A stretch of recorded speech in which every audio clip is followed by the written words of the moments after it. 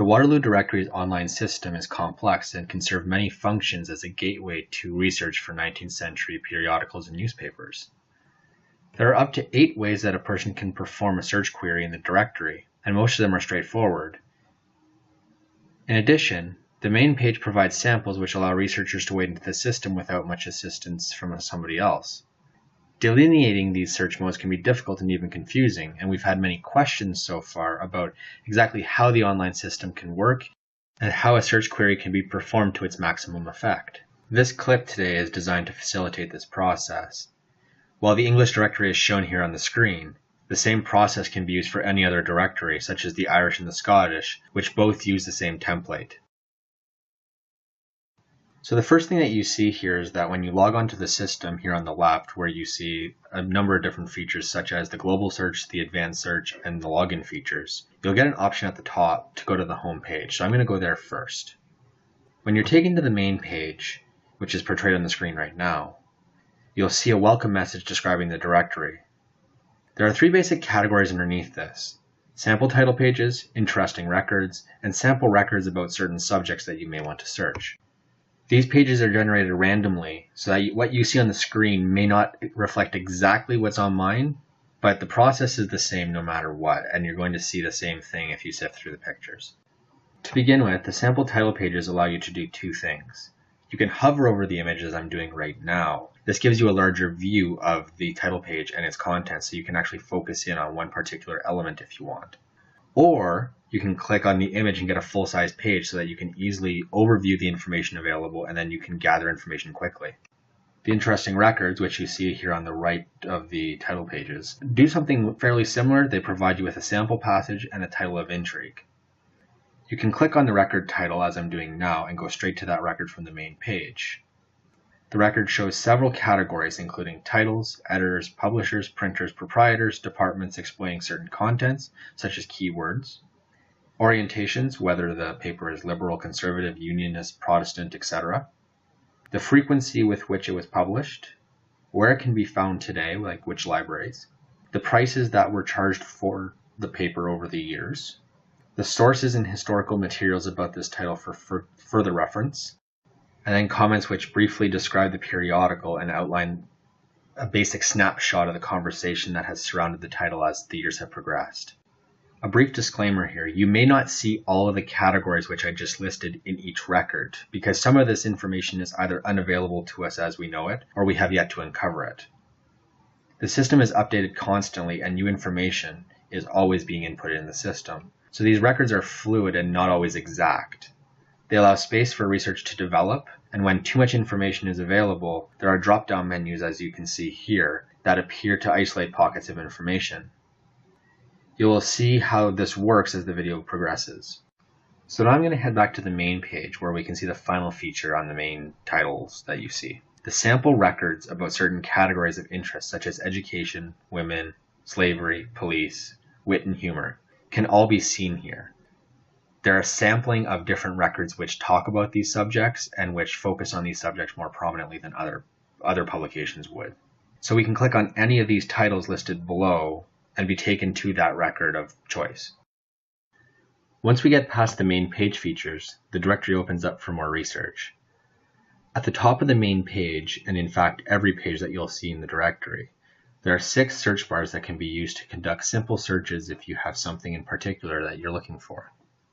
You can search under 6 categories: the title of a periodical or newspaper, the issuing body which issued that particular publication, the people involved with certain publications or popular people that you know you want to search as part of the larger periodical press, the town that the publications were issued in, counties or countries, and the subjects similar to the subjects that I showed you earlier. No matter what search you perform under any of these categories, they will provide examples listed alphabetically that you can search, but the search bar at the top of the page is what you want. Here's an example of a simple search used under the Town tab. If we want to know which publications were issued in Manchester, we simply search for that under the category. Here we see 2 possibilities, the original Manchester and one with a question mark following it. This is important to understand because the question mark is used throughout the directory. It's used when there's uncertainty about things. Rather than stating definitively that this information is true, we sometimes add a question mark to show that we believe this is true but cannot confirm definitively. It allows for a margin of error while maintaining academic integrity. Because Victorian periodical work can be an imprecise science, it is better to accommodate this uncertainty than risk being wrong entirely. As information is uncovered, the system is updated to eliminate this uncertainty. Most results, however, will be under the definitive category, so I'm going to click on Manchester without the question mark. There are 99 pages of results here, so you can sift through these page by page, or you can jump to a specific letter. You can do this at the bottom, so for example, you can perform a search for the letter C, for example, in the Jump To category here underneath all the lists. This will bring you to a point in the alphabetical listing. It brings you to that page where the C's begin, so the C may not come right up at the top of the screen. It may be a little further down, but after that it'll bring you to that stage of the listing. We can conduct a similar search under people. If we wish to search for William Makepeace Thackeray, we should search more generally for Thackeray. The directory searches by surname, so the most effective results are achieved by putting the surname into the field instead of the full name. While this is a long way around for some, and the person we wish to search for is not on the first page, as we can see here, there's a lot that can be gained from searching more broadly. For example, I don't know how many times that I have personally looked for something specific and ended up with a broader category than I anticipated.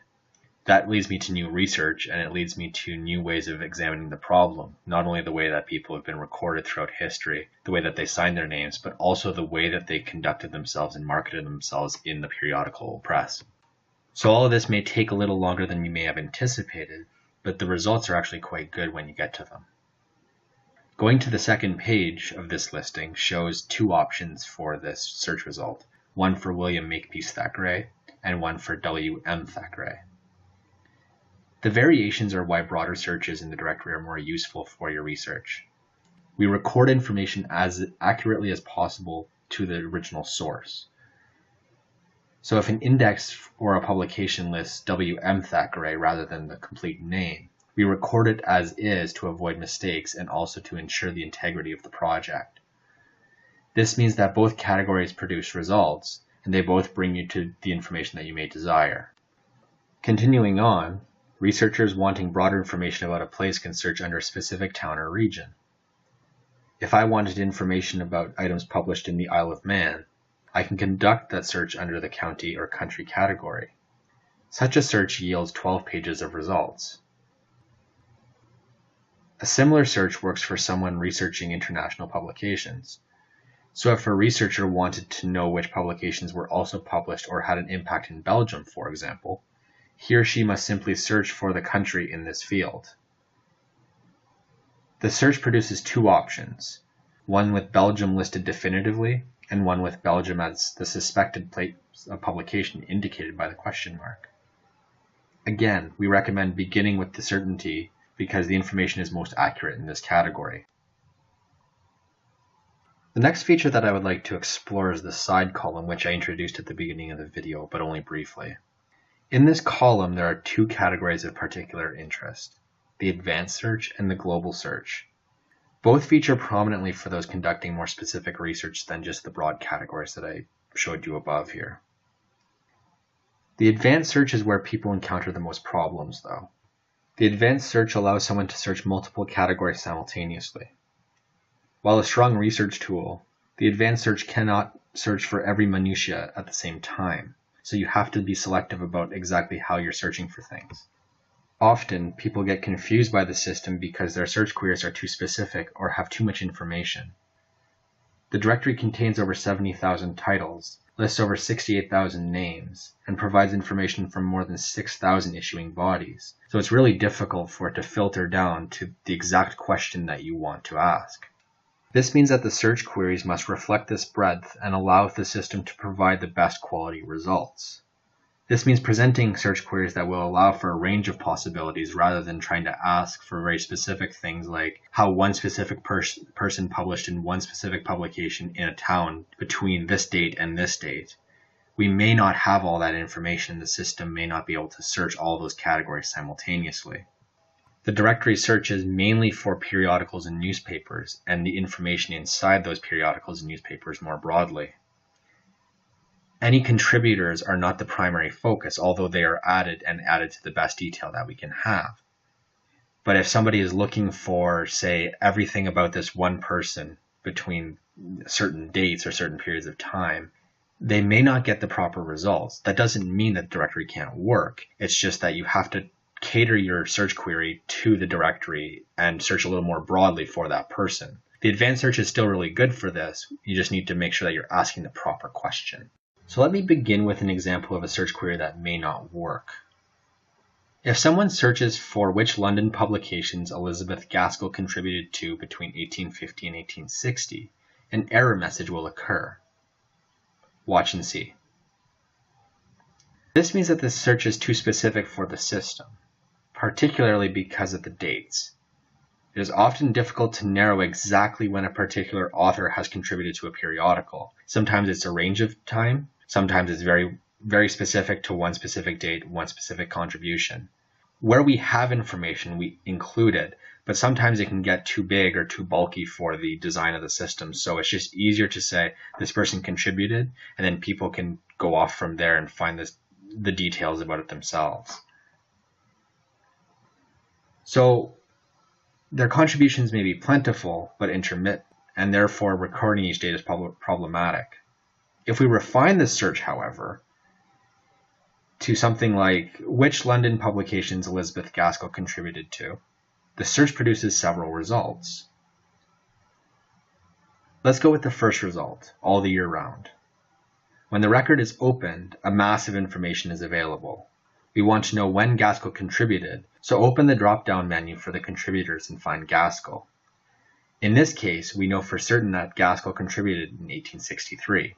This doesn't mean that this is the only time that she contributed, but it is the one specific date that we know about at this point. Also note that not every publication in this list is English. Chambers' Edinburgh Journal is clearly a Scottish publication. If we open the record and use the drop-down for contributors, we'll see that Gaskell contributed to the magazine. This title was published in London and Edinburgh, so it is therefore included in both directories.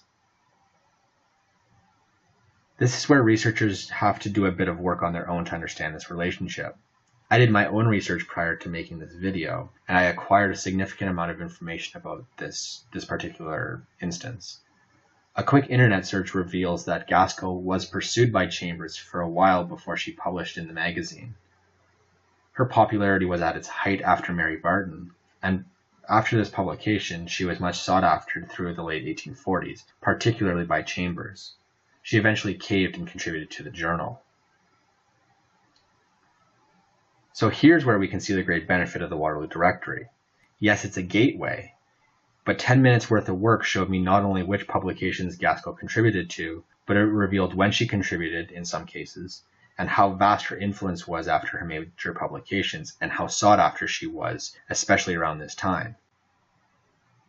If we go back to the side of the screen, we can also see another category, the global search. The global search searches for keywords across numerous categories of the directory. So if you're not sure exactly what you want, you can search under categories in the global search. For example, if someone wants to know which periodicals discuss slavery in the 19th century, the directory can pick up keywords in the global search that even the subject index cannot, because the global search has a broader scope. If I search for slavery under the global search, I get 12 pages of titles which either discuss slavery or more likely oppose slavery at this time. As you can see from the first page of results and all the anti-slavery abolition titles, which continues for almost a full page, this was a popular topic. So the conclusion is this for me. The directory provides a wealth of resources for researchers, and finding these resources is easier than ever with the online system. So whether it is a simple search or something a little more complex, the directory can accommodate the researcher's needs, so long as the person is asking the right questions and understands that the system is limited in some ways. It's a gateway, it's a starting point, and it can produce a lot of high quality research if it's used properly. So enjoy exploring and happy research.